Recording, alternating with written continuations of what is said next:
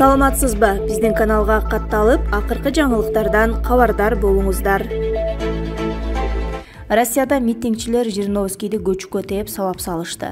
Россиянын белгилүү саясатчысы, мамлекеттик думанын депутаты Владимир Жириновский үгүт иштери менен жүргөндө митингчилер тарабынан сабалып кала жаздады. Алгач ал үгүт акциясына чыккандар менен сүйлөшүп отуруп, ортодо келишпестиктер чыгып кеткен. Андан кийин акцияга чыккандар аны оозго алгыс сөздөр менен сөгүп, айрымдары аны көчкүгө тээп дагы жиберишкен. Аны Жириновский жоопсуз калтырбай, ал дагы айрымдарын тээп калууга үлгүргөн. Белгилей кетсек, ушул айдын соңунда Россиянын мамлекеттик думасына шайлоо болот. Ага карата партия лидерлери учурда үгүт иштерин жүргүзүшүүдө. Жириновский болсо 1989 бери ЛДПР партиясын жетектейт. Оппозициядан Бишкек шаарынын мэрине митинг боюнча билдирүү түштү. Бишкек шаарынын мэри Жунушалиевке Кыргызстандын таза оппозициялык кыймылынан расмий билдирүүсү келип түштү. Билдирүүнүн тексти төмөндө, толугу менен. Урматтуу Айбек Жанышбекович, биздин таза оппозициялык кыймыл 2021 жылдын 21 сентябрь күнү саат 10дон 18ге чейин Бишкек шаарынын Ала Тоо аянтында бүткүл республикалык элдик курултай өткөрөт. Курултайдын негизги максаты курултай Кыргызстандагы өтө корт саясий экономикалык маселелерди карап, коррупциялык система менен саясий экономикалык кризисти жоюп, мамлекеттин жаркын келечегин аныктайт. Курултайга 100 миңге жакын делегаттар катышышат жана расмий бийлик менен коомдук саясий ишмерлер чакырылат. Ошондуктан курултайдын коопсуздук чараларын камсыз кылууну жана конституциялык укуктарыбыздын кынтыксыз сакталышын талап кылабыз. Урматым менен Кыргызстандын таза оппозициялык кыймылынын төрагасы Нышанов деп жазылган билдирүүдө. Ахматбек Келдибеков: 30 жылда топтогон байлыгыбызды талкалап жеп бүттүк. Ахматбек мырза, интеллигенция 30 жылдын ичинде кандай өзгөрүүгө дуушар болду? Азыр 30 жылда эчтеке болбойт дегендер чыгып жатат. Мен алардын пикирлерине такыр кошулбайм. Биз өз алдыбызча мамлекет түздүк. Бул аралыкта жакшыбы, жаманбы иш алып бардык. 30 жылда буга чейин топтогон байлыкты талкалап, жок кылып жеп бүттүк. Жакшы жагынан да, жаман жагынан да бар. Биз каалайбызбы, каалабайбызбы, бул биздин тарых. 30 жылда биз интеллигенцияны жок кылдык. Бүгүнкү күндөгү интеллигенттердин бардыгы ахлакратияга теңелбейин деп ой пикирин айтса уга турган адам жок, үйүндө китеп окуп отурушат. Интеллигенция айылдан башталчу. Бала бакча башчысынан, мектеп мугалиминен, китепканада иштегенден, ошолордун кийингенинен, басканынан, жүрүм турумунан, сүйлөгөндөн үлгү алсак болот эле. Аларды кантип жоготуп алдык? Аларды жоготуунун бирден бир бөлүгүбүз демократия деп эле демократиянын импорт ныйын алып келдик. Дагы бардыгын айыл өкмөттөн баштап жада калса, мектептин директоруна чейин шайлаганга жеткенбиз. Кимдин урук тууганы күчтүү болсо, анын билими, илими, деңгээли барбы ага карабай шайлап койдук да, ошонун негизинде интеллигенция жоголду. Бир ачуу чындыкты айткым келет. Бүгүнкү күндө мамлекетте иштеген 200 миңдей кызматкер, 500 миңдей пенсионер болсо, ошол 200 миңдин ичинде мугалимдер, врачтар жана башка мамлекеттик кызматкерлер, миллионго жакын төрөлгөндөр, 11 класска чейинки өспүрүмдөр, 200 миңге жакын жеке ишкерлер бар эле. Учурда алардын саны кескен кыскарды. 1 миллион 300 миңден ашык мекендештерибиз мен бала чакамды багып, келечекте кем болбой жашайт элем деп чет жакта жүрүшөт. Бүгүн саясаттын С тамгасын, мыйзамдын М тамгасын билбегендер биздин интеллигенцияны эмес, кайдагы ахлакратияны угуп көчөдө жүрүшөт. Учурда ахлакратия баарын башкарып жатат. Булак Азия Ньюс гезити. Садыр Жапаров: армияны күчтөп жатабыз. Кыргыз армиясы жаңыланып жатат. Ал үчүн акча бөлүнүп, техникалар алынууда. Бул тууралуу президент Садыр Жапаров жергиликтүү YouTube каналдарынын бирине маек куруп жатып айтты. Ал азыр куралдуу күчтөр бекемделип жатканын, келерки жылы толук кандуу болбосо да кол салып келе турган душмандын мизин кайтара турган армия түзүлөрүн билдирди. Акча каражатын бөлүп жатабыз, армияны жаңылап, жаңы техникаларды алып келип жатабыз. Былтыр мен кызматка келген убакта бюджетибиз 20 миллиард сомдун тегерегинде дефицит менен чыккан. Жылдын аягында пенсия, пособия бере албай калабыз деген коркунуч болгон. Аны да бердик. Кытайдын алдында 35 миллион доллар карызыбызды жабышыбыз керек эле. Былтыркы жылдын пайызын аны да жаптык. Быйыл жыл аягында профицитке чыгабыз деп күтүп жатабыз. Күчтүү мамлекетти куруу үчүн экономиканы, армияны күчтөп жатабыз, деди Садыр Жапаров. Элчи болгонго даярданып жатабы. Текебаев Германиянын Бишкектеги өкүлү менен жолугушту. 1-сентябрда Ата мекен партиясынын лидери Өмүрбек Текебаев Германиянын Кыргызстандагы элчиси Габриэлла Геллель менен жолукту. Бул жөнүндө партиядан билдиришкен. Белгилүү болгондой, алар Афганистандагы окуяларга байланыштуу Борбордук Азияда кырдаалды талкуулашкан. Жолугушуунун башка деталдары айтылган жок. Эске салсак, мындан мурун айрым ЖМКлар жеке маалымат булагына таянып, Өмүрбек Текебаев Германиянын элчиси болуп тайындалат деп билдиришкен. Бирок саясатчы өзү бул маалыматты тастыктаган эмес. Генерал Кубатбек Кожоналиев кыргыз алтындан $12.000 айлык алабы. Мурдагы бийликтердин учурунда акыл үйрөтүп ЖМКга чыга калчу Кубатбек Кожоналиев көзгө көрүнбөй калган. Көрсө кыргыз алтын ишканасынан майлуу кызматка минип $12.000 чейин айлык алып жатканы айтылууда. Распы? Карыганда казык артаны кенен чайнап, майкой сүткөл жашоону кечирип жатканы ушулбу?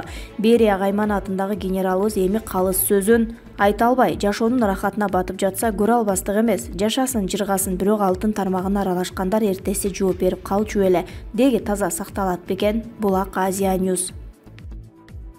Талибан кыймылы Өзбекстанды эгемендик күнү менен куттуктады. Талибан кыймылы кече 1-сентябрда эгемендик күнүнө карата Өзбекстанга куттуктоо жолдоду. Талибандан келген куттуктоону өлкөнүн тышкы иштер министрлиги Telegram каналына чыгарды. Өзбекстан Ооганстандагы тынчтык орнотуу процессине жигердүү катышууда. Биздин өлкөнүн конструктивдүү ролун Ооганстандын азыркы жетекчилигиде таанып жатат. Ага Ооганстан Ислам Эмиратынын сүйлөшүү тобунун мүчөсү жана Талибан кыймылынын саясий кеңсесинин маалымат катчысы Мухаммад Сухейл Шахиндин өз жетекчилигинин атынан биздин өлкөнүн эгемендигинин 30 жылдыгына байланыштуу куттуктоо жолдогону далил боло алат деп белгилейт министрлик. Куттуктоодо Талибан кыймылы Өзбекстан менен достук алакада болууну каалай турганы айтылат. Бордош Өзбекстан элин жана жетекчилигин көз карандысыздык күнү менен куттуктайбыз. Биз коңшу Өзбекстан менен жемиштүү жана достук алаканы түзүүнү каалайбыз. Өзбекстандын катышуусу менен жүргүзүлүп жаткан инфраструктуралык долбоорлордун, алсак темир жол жана электр линияларынын курулушунун улантылышын колдойбуз. Бул багытта Ооганстан Ислам Эмираты биздин өзбек өнөктөштөргө керектүү колдоо көрсөтөт деп айтылат куттуктоо катында. Эскерте кетсек, Талибан кыймылы 15 августта Кабулду өз карамагына өткөргөндөн кийин өлкөнүн дээрлик бардык аймагына өз үстөмдүгүн орноткон. Булак Марал FM KG. Бердимухамедов Ооганстандан келген качкындарды кабыл алуудан эмнеге баш тартты? Түркмөнстандын президенти Гурбангалы Бердимухамедов 30 августта Европа кеңешинин президенти Чарльз Мишель менен телефон аркылуу сүйлөштү. Европа кеңешинин президентинин демилгеси менен болгон телефон сүйлөшүүсү Ооганстандагы азыркы кырдаалга жана бул өлкөдө инклюзивдүү өкмөттүн түзүлүшүнө арналганын Түркмөнстандын мамлекеттик маалымат агенттиги билдирди. Сүйлөшүүдө Түркмөн лидери Ооганстандагы кырдаалга байланыштуу өз өлкөсүнүн позициясын айтты. Бердимухамедов Түркмөнстан Ооганстандагы кырдаалды тынчтык, саясий жана дипломатиялык жолдор жана ыкмалар менен гана чечүүнү жактай турганын белгиледи. Мамлекет башчысы Ооганстанга тынымсыз гуманитардык колдоо көрсөтүп, тынчтыкты орнотуу процессин жеңилдетүүгө даяр экенин билдирди. Качкындар маселеси боюнча Түркмөнстандын позициясы жөнүндө айтып жатып, Бердимухамедов учурдагы оор эпидемиологиялык шарттарда качкындарды кабыл алуу боюнча акылдуу чечимдерди кабыл алуу зарыл жана гуманитардык маселелердин башка аспектилери менен бирге биринчи кезекте бир коронавирустук инфекциянын масштабдуу жайылышынын тобокелчиликтерине олуттуу баа бериши керек. Түркмөнстан Афганистандын жакшы коңшусу катары мамлекеттин мындан аркы тынчтык жана стабилдүү өнүгүүсү үчүн биргелешкен аракеттерди көрсөтүүгө даяр, деди Бердимухамедов. Булак Назар Ньюс чекиткейжи. Жолдошева тажиктер Баткенге кирип байрагын илгенде ушул армия кайда эле?